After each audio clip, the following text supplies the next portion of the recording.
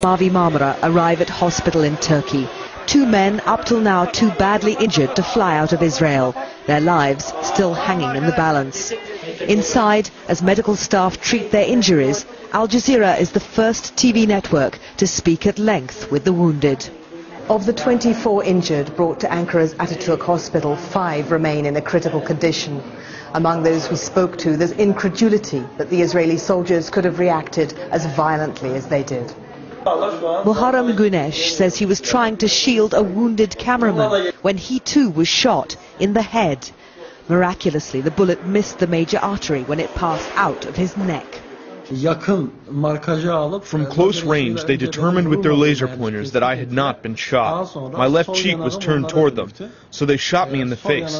I've lost 6 teeth on one side. Mustafa Batuman has severe internal damage after he was cornered by commandos on the top deck, he told us. The people who shot me were 2 Israeli soldiers, standing about 1 meter from me. From 1 meter away, they fired at me as if shooting a chicken. Sadruddin Furkan was another volunteer, up with the captain when soldiers from the helicopter came to take over the bridge. They shot him 3 times in one leg and again on the other foot. They were shooting in all directions. I felt a deep pain in my leg. It began bleeding.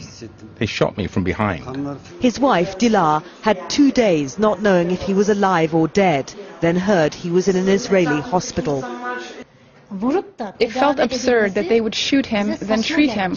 Why are you shooting people if you're going to have to treat them afterwards? From the neighboring bed, Suat Koshmaz recounted how he tried to keep the Israeli soldiers from boarding the ship.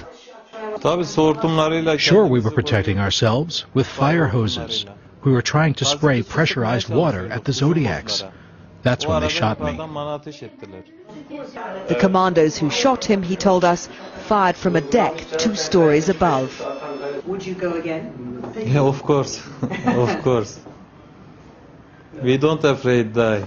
If the Israeli government hoped their operation on the Mavi Marmara would be a deterrent, it seems to have had the opposite effect. If another expedition happens, I would let him go. In fact, I want to go together with my husband.